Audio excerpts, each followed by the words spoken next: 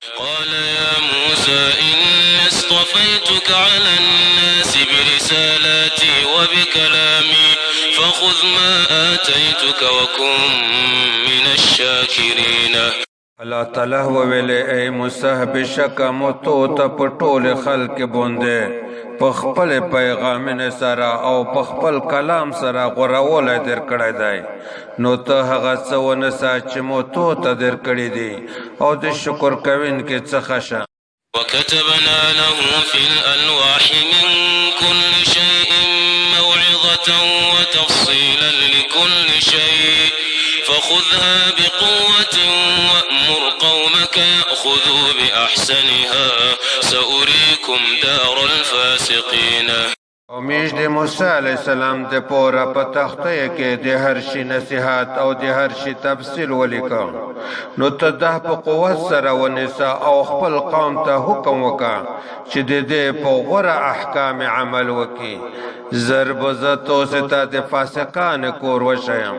سأصرف عن آياتي الذين يتكبرون في الأرض بغير الحق وإن يروا كل آية لا يؤمنوا بها وإن يروا سبيل الرشد لا يتخذوه سبيلا وإن يروا سبيل الغي يتخذوه سبيلا ذلك بأنهم كذبوا بآياتنا وكانوا عنها غافلين. ان قریب نږدې بزد خپل آیاتن نه کسون وړاوم چې پنځمکه کې نه حق تکبر کوي او کدی هر نقشه وویني بیا هم په هغه ایمو نه وروړي او کچیر دوی د هدایت لیار وویني نو هغه خپل لیار نه غوړه کوي او کچیر د گمراهی لیار وویني نو هغه خپل لار ګرځوي دا ځکه چې بشک دوی زموږ د آیاتونو تکذیب کړی دی او دوی د هغې نه غافل وو.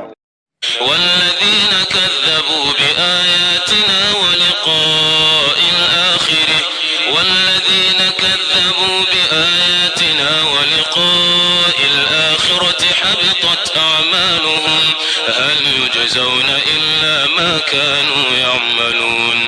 او هغه کسون چې زموږ د آیاتونو او د آخرت د ملاقات تکذیب کړی دی د هغې عملونه برباد شول دوی ته به بدله نه ورکول کیږي مګر د هغې کورونه چې دوی وکول.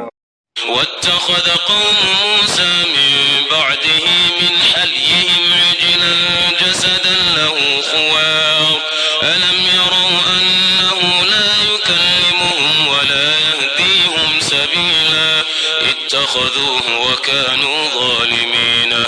د موسی علیہ السلام قوم د هغه د تلې نه پس د خپل کاله زوارات سره زره نه مجسمه د خصي جوړ کړه چې د هغه د پوره د خصي आवाज وو. آیا دوی نه د کتلې چې بشکه دا مجسمه د خصي نه د دوی سره خبره کولای شي او نه دوی ته څلیار شو دل شي دوی دا معبود جوړ کړی دی او دوی ظالمان وو. ولما سقط في أيديهم ورأوا أنهم قد ضلوا قالوا لئن لم يرحمنا ربنا ويغفر لنا لنكونن من الخاسرين.